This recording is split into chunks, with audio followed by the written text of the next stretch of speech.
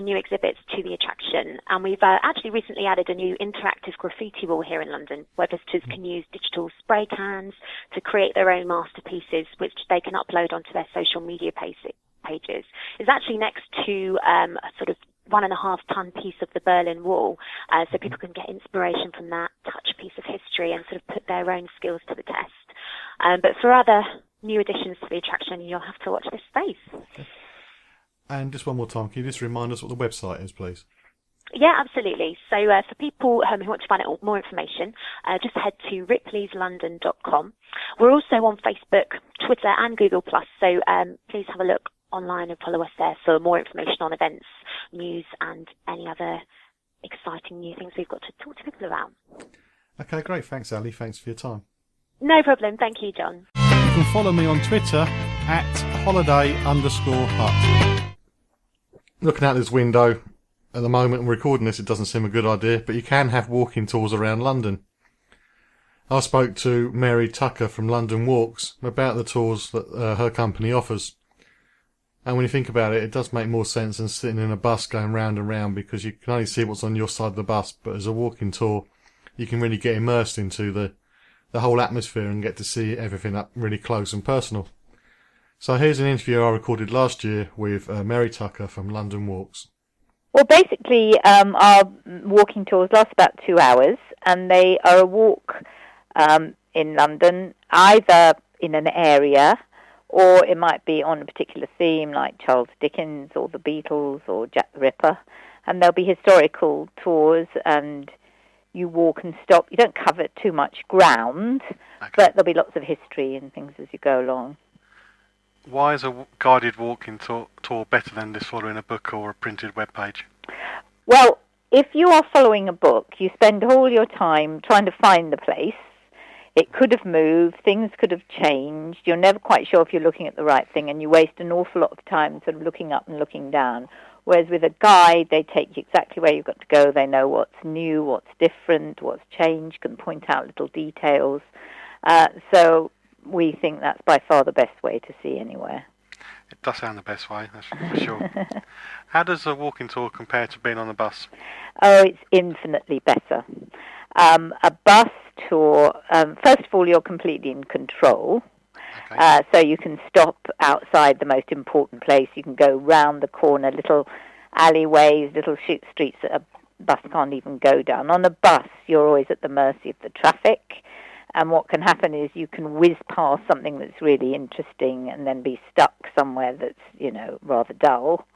Also, from a bus, it's actually not very easy to see when you're in a city like this. It's all right. I mean, you can see if you're like on the top of a bus, an open top, those sort of buses, you can see things. But if you're in a coach, you're looking out the side, so you can only see something when it's sort of directly up against it, and then you miss it if it goes past quickly. So you can see 100 times better if you're walking. I guess looking out of a bus window is like watching on the telly, isn't it? Yeah, well, or, it's all right, say, for instance, if you're out in the countryside or something like that, where you've got more of a panorama view and that you might need a bus to get from A to B. But in a city, you don't get that view, and you can actually not see things very easily often. It's all right if you're the driver at the front of the bus, you can see. Yeah. But from the sides, or you might be sitting on the wrong side of what you're passing, and so on. So definitely in a town or a city, it's infinitely better to walk. Okay. Who are London Walks? Well, the company was actually founded in the 1960s by an Australian who's since gone back to Australia, and he realised, like sometimes when you're a visitor to a place, you discover these things that there wasn't really anyone offering these walking tours. So David and I run it now, and we took it over from someone who'd taken it over from this Australian, and so we've been running it nearly 20 years. It's a fair while, isn't it? Yeah. When it comes to your guides, how do you choose them? Well, they come from a variety of ways. Some of them are what we call blue badge guides, which means they're fully qualified, they're sort of full-time guides. Otherwise, they could be a specialist in a particular area. For instance, our guide who does the Beatles walk is sort of the world's leading expert on the Beatles. We often have actors. They make very good guides because obviously, some of the important things for a guide is to be able to be heard, use a good voice, paint a picture with words. So there's all sorts of factors that come into making a good guide. How long would a walk last on average? The general walks last 2 hours. That's more or less what people can take at one time, to be honest. Because although it's not tough walking, you are on your feet all that time. The pub walks that we do are a little bit longer because they, involve stopping at a pub for a drink on the way. But generally the walks are 2 hours long. What if somebody wants to go on one of your tours but they couldn't walk for 2 hours? Well, most of the walks are accessible by in a wheelchair. So if they're in a wheelchair, the guides will try and find places where people can sit, but that's not always possible. So we do have to say that, although it's not at all fast or tough walking, but you do need to be able to stand for that long. When it comes to the starting point of the walk, how would somebody find it? Is it easy? Yeah, we have all our walks start from underground station exits because that's how most people obviously get around. So we always meet outside at street level, and if there's more than one exit at a station, then we'll say which exit it is that we meet outside. And the guides will be there, and they'll just be holding up the White London Walks leaflet, and they don't have to book, they just come along. So it's quite foolproof then? Yeah. I'm sure I still come at the wrong exit. I normally do. Well, it happens sometimes, but if you read the leaflet, you shouldn't go wrong. What's the most popular walk that you do? Without question, the most popular walk is Jack the Ripper, which is a bit sad, really, isn't it? But that is the case. We run that every night, and we also do it additionally at 3 o'clock on Saturdays. Do you say who the Ripper is at the end? No, because that's why it's so popular, I think, is because it's an unsolved mystery. So that's the most popular walk. What's your personal favourite? Well, I've got a few. I quite like ones that are slightly more unusual. A lovely walk we do is the Old Palace Quarter, which is around the St James's area. Hampstead, which is, the most villagey part of London. Yeah.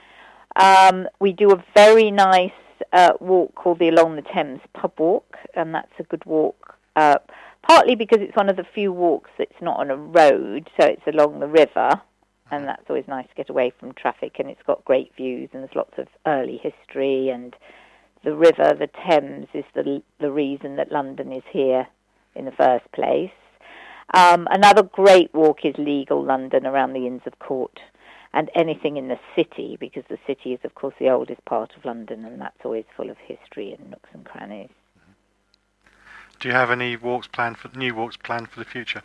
Well, we're always looking into new walks, so we have them. We have some sections in our leaflet that we call the repertory walks that are at the weekend, where we run 4 walks that only go occasionally, like twice a year, so that they don't stand up to going all that time. For instance, we have a James Bond walk.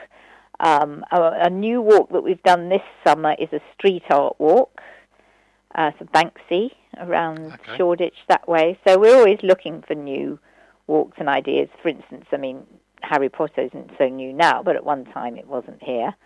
So we're always looking for new things. How can the listeners find out more about London Walks? The best thing is to go to our website, which is www.walks.com, and everything is listed there. Yep. And if they contact us, we can send them a leaflet if they'd like that, or you can pick the leaflet up from... We've always got them in the crypt of St Martin's in the Field Church in Trafalgar Square. So we're pretty easy to find. One final question. What's it like when it's raining? Well, we do go whatever the weather. Okay. So it's, you couldn't run walks in London and stop for the weather. But it's interesting, I've been guiding a long time, 25 more actually, nearly 30 years, and there's only been about 15 or 15 to 20 walks in that time where it's rained for the whole time. Because usually here the weather does change, and so if it's raining at the beginning, it's usually stopped by the end of the walk. You can keep up to date with travel news and leave me a message at facebook.com/John Guinn Travel Show. Still to come on this half-term special, the Science Museum. But now, London Dungeon. I spoke to Matt Clarkson, who represents the attraction, to find out more about it. And the first thing is about the move, because you may or may not know that London Dungeon used to have a base, and they moved out of it a couple of years ago. So let's find out why. Combination of factors, really. We really just run out of space over at Tooley Street. Dungeon have been trading there really, really well for kind of over 40 years. We just really ran out of space. It was quite a challenging building, very atmospheric, but quite a challenging building as well. So the opportunity to come over here, and we've taken over the vast vaults that are underneath County Hall, and we've translated some of the stuff from Tooley Street that people really love about it. We've recreated the dungeon atmosphere with damp walls, lots of different floor surfaces throughout the dungeon, so you really kind of get taken out of kind of 21st century London and dropped into the Middle Ages. And of course, we're a much bigger attraction now as well, so we can accommodate many more guests, and our queuing experience is much more improved as well. We now have an interactive queue with things to do and read and turn and touch, and we've got real cockroaches in there as well. Behind glass, I'll add. They're not kind of just loose. And we've also got our kind of resident rats we brought over with us as well. Again, they're in their enclosure as well, but we do get those out with our rat handler, who kind of, you can stroke them and that kind of thing. Oh, I forgot, Andy, so I used to keep rats when I was younger. But the wife put the finish to that. They're actually really cute. A lot of people are quite surprised when they see them up close. I mean, I guess they're a little bit cuter than the ones you might find in the sewer. Yeah, they are cute. They're great pets. Was there a lot of work involved with the change? Yeah, it was a huge project. Took about a year. It's actually turned around quite quickly, though, considering the amount of work that has happened. One of the amazing feats was actually building a boat ride in the building. So deep below in the basement of County Hall, we've got Henry's Wrath boat ride in there, which you'll take a boat down the River Thames, recreated River Thames, to Traitor's Gate. And along that journey, you will see Brian Blessed, and he's actually played virtually via a high-tech projection, and that's Brian Blessed himself doing that character. So big, bold character. I mean, you can't get anyone better, really, to play that role. I can imagine it's very loud.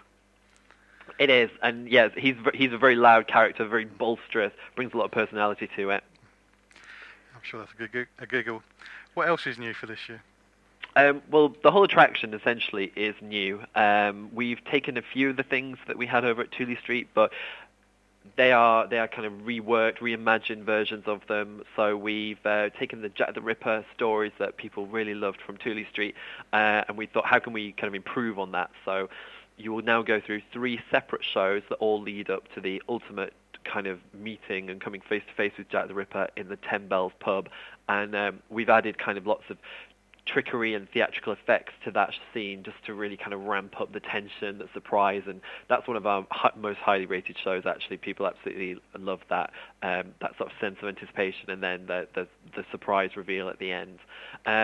We have our drop ride as well. That's an all-new drop ride, now starting on the 3rd floor, and you drop through the basement and through the sub-basement into kind of swirling cold mist. So that's pretty cool as well, and that's our kind of finale to your visit. So it's really good fun. With your new building, is it easier for those with disabilities to get access to the building shows? is completely accessible. We have taken that into account. There's still, the building is quite dark by its nature, so that kind of always adds a little bit of level of kind of complication, but and there are steps in the building, but where there are steps, there are bypass lifts, things like that. On our rides, people do need to be able to transfer from a chair to get on the ride in case of any evacuations or things like that. But other than that, the whole experience is kind of wheelchair friendly. In Sweeney Todd, the show, there we have spaces that you don't need necessarily transfer